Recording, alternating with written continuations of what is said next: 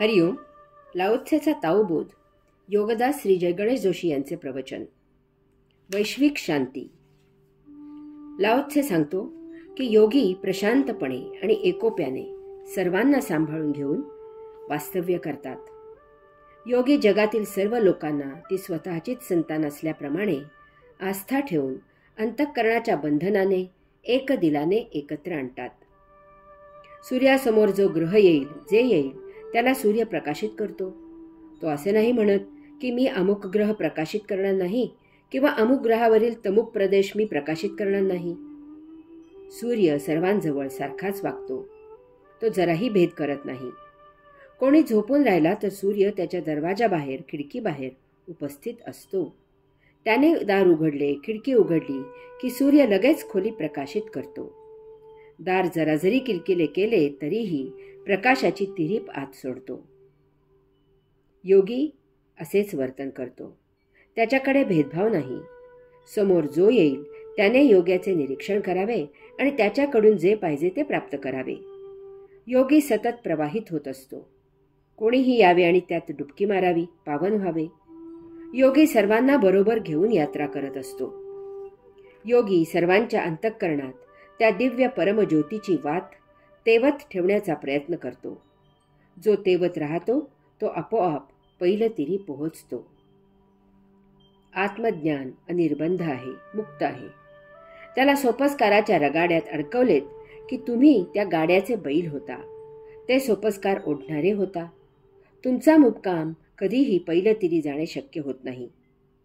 जरा सोपस्कार इकडचे तिकडे झाले की तुम्ही अस्वस्थ होता, क्रोधी होता आणि मग वड्याचे तेल वांग्यावर काढत बसता. तुम्ही त्या सोपस्कारांसाठी जगता, त्यात परमात्मा दूर राहतो. सोपस्कार स्वतःला करता येत नाहीत, म्हणून भाडोत्री माणसे आणायची आणि त्यांच्याकडून पूजाविधींचे सोपस्कार करवून घ्यायचे.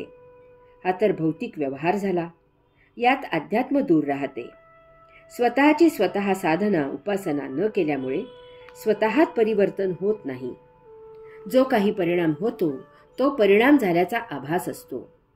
म्हणजे आपल्याला तहान लागली की कोणाला तरी पाणी प्यायला सांगायचे आणि आपली तृष्णा शमली म्हणून समाधान मानायचे. तसा हा प्रकार आहे. मुलांचे वय वाढले की त्यांना त्यांच्या संचिताप्रमाणे वागायची मोकळीक द्यावी. एरवी ती मुक्त होऊ शकणार नाहीत. त्यांच्यावर जाती धर्माचे बंधन घालू नये, कसलेच सोपस्कार लादू नयेत. आपले आचरण, इतरांचे आचरण, दुनियेचे चालचलन इत्यादीचे निरीक्षण त्यांना त्यांचा मार्ग चोखाळून घ्यायला पुरेशी आहेत.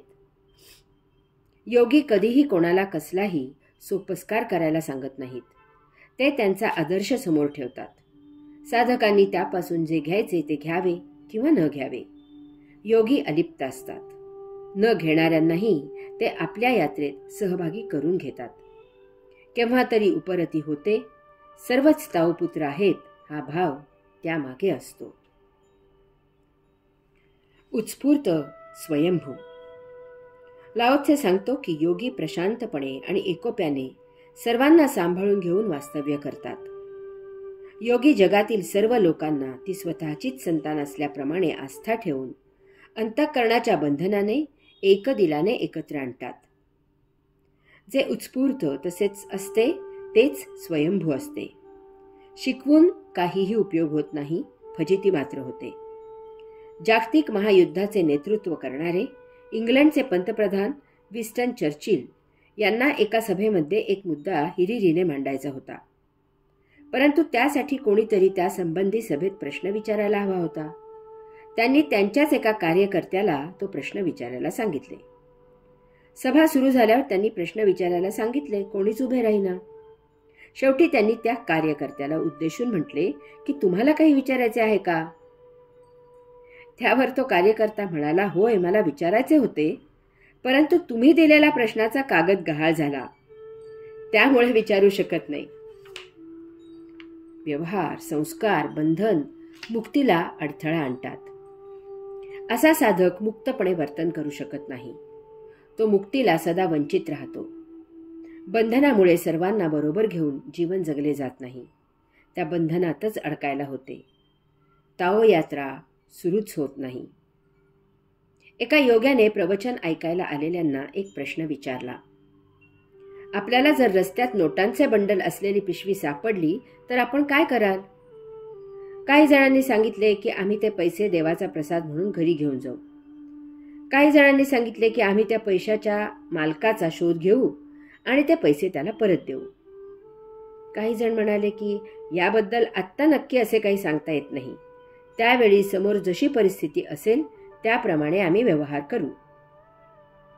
योगी म्हणाला, पैसे घरी घेऊन जाणारे नरकात पिचत पडतील, पैसे मालकाला परत करणारे स्वर्गात पिचत पडतील, परंतु जे त्यावेळच्या परिस्थितीवर ते सोडून देतील ते मुक्त होतील. जीवन मुक्त आहे. तुम्ही कशाचा काही भरवसा करू शकत नाही, काही कसले नियम करू शकत नाही. तुम्ही एकच करू शकता, जराही भेदभाव न ठेवता सर्वांना बरोबर घेऊन यात्रा करू शकता. कारण ही यात्रा ताओची आहे. ती सर्व ताओ संततीला मुक्त आहे. अमुक मंत्र तमुक तंत्र येत असेल तरच तुम्ही मुक्त व्हाल, ही लबाडी येथे नाही. त्यामुळे योगी सदा प्रशांत आहेत. त्यांना कशातही काही वाईट दिसत नाही. त्यांना काहीही त्याज्य असत नाही. त्यांना कोठे काही वावगे वाटत नाही. ते सर्वांना धाग्याने बांधून घेतात. ज्यांना तो धागा नको असेल त्याने तो सोडवून दूर ठेवावा. तरीही त्यांना पाहिजे तर ते योग्याबरोबर यात्रा करू शकतात.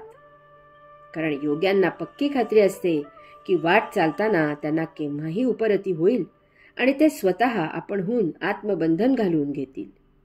आपल्या सहयात्रेकरून मध्ये सामील होतील.